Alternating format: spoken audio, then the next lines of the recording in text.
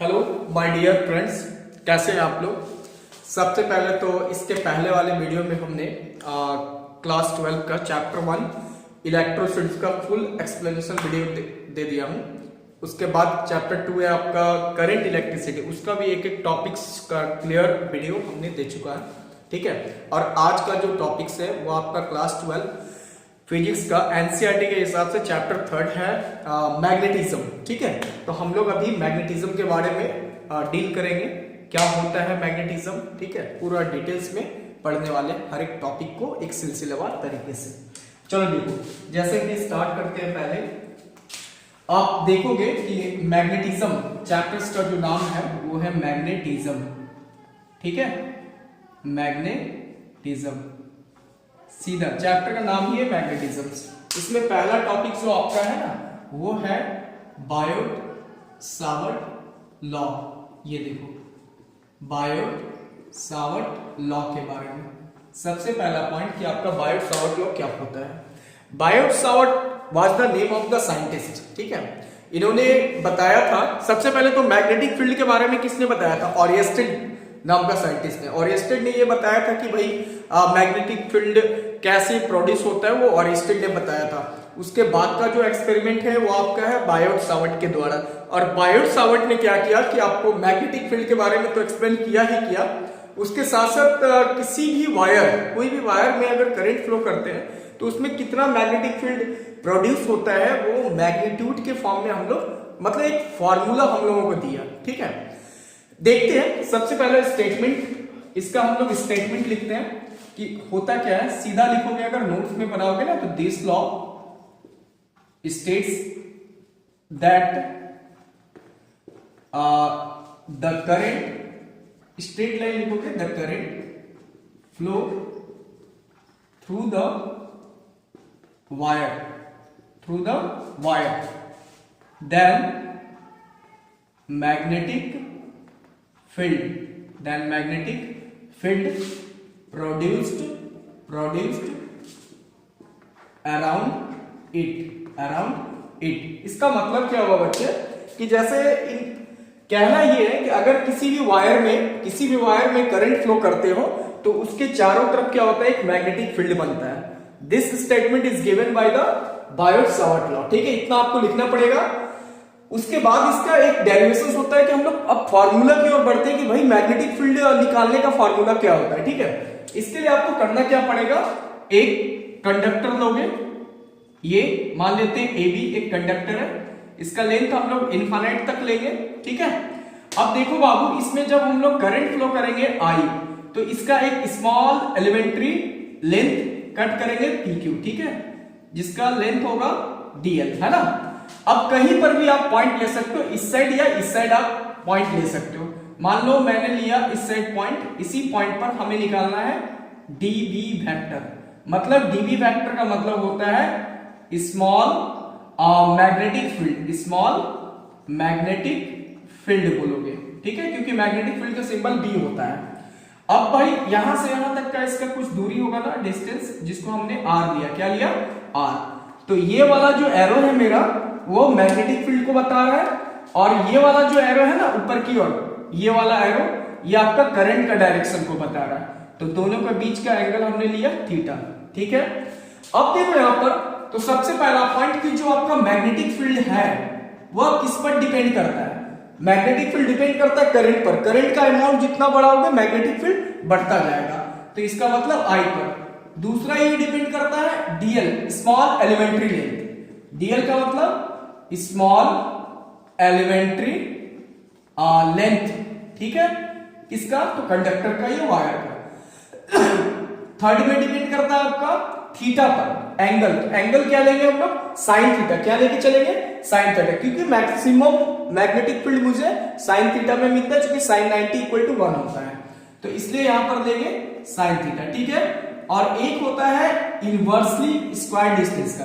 मेरे भाई देखो, अगर आप डिस्टेंस बढ़ाओगे ना, ये वाला पॉइंट और उधर ले जाओगे, ठीक है, और आगे की ओर, तो आपका जो मैग्नेटिक फील्ड का स्ट्रेंथ है वो घट जाएगा, यानी इनवर्सली प्रोपोर्शनल होता है डिस्टेंस का। अब देखो यहां पर, अब ये चारों टॉपिक को हमने मिला देना है, तो I डेल साइन थीटा एक तरफ और बाय आर स्क्वायर, ठीक है।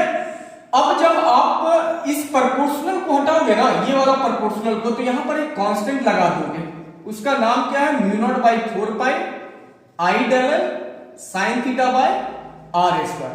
यहां तक आपका डेरिवेशन ये प्रूव हुआ। अब म्यू नॉट का मतलब क्या होता है, इसका मतलब होता है एब्सोल्यूट परमिएबिलिटी। क्या बोलोगे, absolute permeability of free space, सीधा बोलोगे ऑफ फ्री स्पेस। और इसका डिटेल्स हम आपको बताएंगे, ठीक है। और 4 पाई तो आप समझते ही हो ना कि 4 पाई तो ऑलरेडी कांस्टेंट वैल्यू है मेरे भाई, ठीक है, ये तो आप समझते ही हो। पहले इसको नोट करो।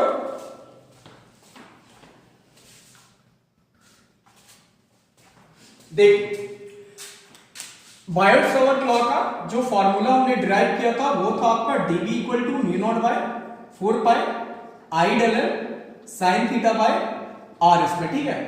और देखो म्यू नॉट बाय 4 पाई ये पूरा को बोलते हैं मैग्नेटिक कांस्टेंट। क्या बोलोगे, मैग्नेटिक कांस्टेंट बोलना बच्चे, ठीक है। या फिर इसका दूसरा नेम होता है बायोट-सावर्ट कांस्टेंट भी बोल सकते हो। क्या बोल सकते हैं, बायोट-सावर्ट कांस्टेंट, आराम से ये बोलोगे। भैया इसका न्यूमेरिकल्स जब यूज करोगे ना तो उसमें फिक्स्ड वैल्यू होता है। इसका fixed value 10 to the power -7 unit. मैं इसका यूनिट डायमेंशन भी बताऊंगा, ठीक है। अब देखो यहां पर अगर आपको वेक्टर फॉर्म में लिखने आ गया, मान लो इन वेक्टर फॉर्म में बायोट-सावर्ट फॉर्मूला को जो है ना वेक्टर फॉर्म में, बड़ा इजी तरीके से होगा वेक्टर फॉर्म।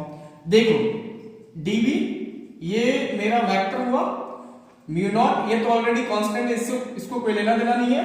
यहां ध्यान दोगे आप, साइन थीटा हटेगा ना तो क्रॉस प्रोडक्ट लगाओगे, तो हम लोग देखो यहां पर डेल क्रॉस और इसके साथ में हम लोग आर वेक्टर का यूज करेंगे, ठीक है। या फिर वेक्टर डायरेक्टली आप एक काम कर सकते हो, आई डेल एल साइन थीटा तो रहने ही दे दे, ठीक है। उसके बाद देखते हैं, देखो आई डेल एल साइन थीटा इसको रहने दो, अब बाई हो गया आर स्क्वायर। अब वेक्टर फॉर्म के लिए यहां से आर कैप यूज करो। आर कैप मेरा क्या है, आर कैप का मतलब हो गया यूनिट वेक्टर। क्या होता है, यूनिट वेक्टर। भैया इसका मैग्नीट्यूड कितना होता है, 1 होता है। कितना होता है, 1, इसलिए कोई फर्क पड़ता नहीं है इक्वेशन में। अब मेरे भाई देखो आर कैप का फॉर्मूला होता है आर वेक्टर बाई मैग्नीट्यूड, ठीक है। तो अब आप इसको कैसे लिखोगे वेक्टर फॉर्म में, देखो इधर अब मैं लिखने जा रहा हूं, साइन थीटा को हटाएंगे ना तो क्रॉस लगाएंगे, तो आई पर क्यों नहीं लगा, क्योंकि आई स्केलर क्वांटिटी होता है, ठीक है, करंट है। तो del L cross R cap की जगह पे क्या लिखेंगे, R vector by its magnitude. तो आर स्क्वायर मेरा पहले से बचे, तो आपका वेक्टर फॉर्म में मेरा वैल्यू हो गया mu naught by 4 pi I del L vector cross R vector by R cube. ये आपका प्रूफ हो गया, ठीक है। ये आपका वेक्टर फॉर्म में हुआ, बड़ा आसान तरीका से हुआ ना। अब इसका एप्लीकेशंस के बारे में हम लोग समझते हैं कि इसका फॉर्मूला का यूज हम लोग कैसे करेंगे, ठीक है। पहले नोट करो,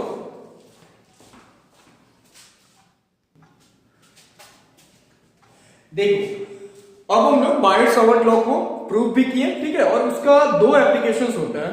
तो एनसीईआरटी में एक एप्लीकेशन होता है, उसके बारे में हम लोग समझते हैं कि क्या एप्लीकेशन होता है बायोट-सावर्ट लॉ का। देखो एप्लीकेशंस ऑफ बायोट-सावर्ट लॉ है ना, एप्लीकेशंस ऑफ बायोट-सावर्ट लॉ। तो पहला एप्लीकेशन डायरेक्ट हम क्वेश्चन बना के देते हैं, to find magnetic field due to, यही एनसीईआरटी में भी रहता है, करंट कैरिंग, बोलोगे करंट कैरिंग है ना, सर्कुलर क्वाइल एट सेंटर। देखो इधर होता क्या है, एप्लीकेशन से पूछा गया था, प्रीवियस ईयर्स में भी आया है क्वेश्चन, मैग्नेटिक फील्ड निकालना है due to current carrying coil है ना, एट सेंटर, मतलब एक क्वाइल लेना है, उसमें करंट फ्लो करना है और उसके सेंटर पर हमें मैग्नेटिक फील्ड निकालना है। मतलब एक क्वाइल है, उसमें करंट फ्लो होगा और उसके सेंटर पर मैग्नेटिक फील्ड निकालना है। तो सेंटर पर मैग्नेटिक फील्ड निकालने के लिए किसका सहारा लेंगे, तो बायोट-सावर्ट लॉ। देखो कैसे हम लोग लेते हैं, सबसे पहले इसका ड्राइंग देखो। मान लेते हैं ये क्वाइल है, ठीक है, ये क्वाइल मेरा अपना एक क्वाइल है। यहां पर एक हमने छोड़ दिया है स्पेस करंट फ्लो होने के लिए, ये ठीक है। अब इसको कंस्ट्रक्शन करके हल्का सटा देंगे। तो मान लेते हैं करंट ये डायरेक्शन से फ्लो हो रहा है मेरे बच्चे, देख इधर, यहां पर एक आपका सेंटर है ना, ये देखो, ये सेंटर पर मैग्नेटिक फील्ड निकालना है डीवी वेक्टर, ठीक है। अब यहां एक स्मॉल एलिमेंट्री लेंथ फिर से कट करेंगे, ये वाला मेरा, तो ये मेरा होगा डीएल वेक्टर, क्या लेंगे इसको हम लोग, डीएल वेक्टर, और ये 90 डिग्री का एंगल बन रहा है ना मैग्नेटिक फील्ड का डायरेक्शन, ठीक है। अब देखो यहां पर बन चुका है ना, अब देखो, अब यहां लिखोगे आपका आर क्या है, रेडियस ऑफ ए कॉइल, ठीक है, और डीएल क्या है, डीएल स्मॉल एलिमेंट्री लेंथ बोलोगे, स्मॉल एलिमेंट्री लेंथ, ठीक है।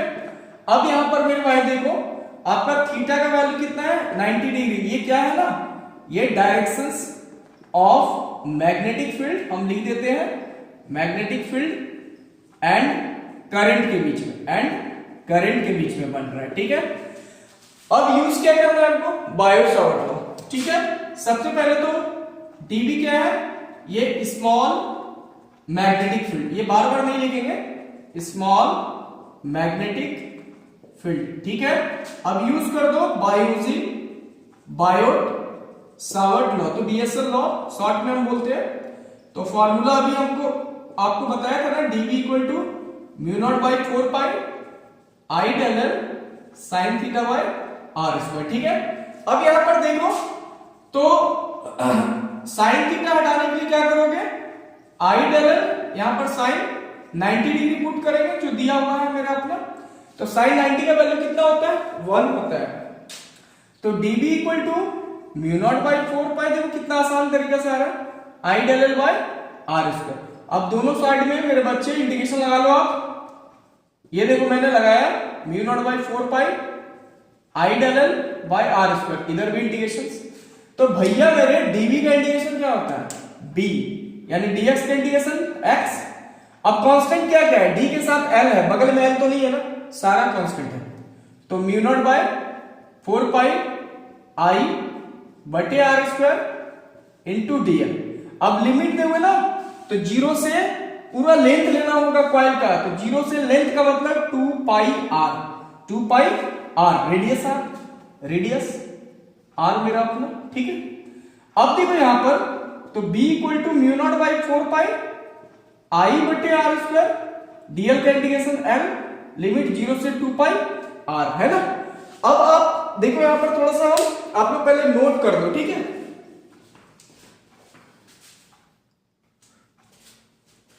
देखो अब इसके बाद हम लोग क्या करने जा रहे हैं, 0 से 2 पाई आर लिमिट था ना, अब लिमिट पुट कर दो, ये देखो आपका आंसर आ जाएगा, तो mu naught by 4 pi I बटे R square, upper limit 2 pi R minus lower limit 0 है, तो यानी बी सेंटर निकलने जा रहा है mu naught by 4 pi I बटे आर स्क्वायर इंटू क्या बचा मेरे भाई 2 पाई आर, एक आर कैंसिल करो तो आपका फॉर्मूला आ गया mu naught by 4 pi 2 pi I बटे आर, ये आपका आया सेंटर के लिए मैग्नेटिक फील्ड निकालने के लिए, ठीक है।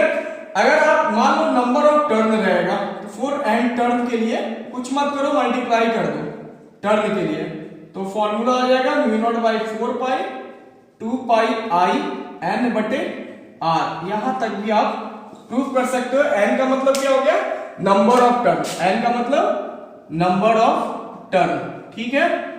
जो भी न्यू स्टूडेंट होंगे वो मेरे चैनल्स को जरूर सब्सक्राइब करें, ठीक है, और उसको आगे की ओर शेयर भी करें। Thank you.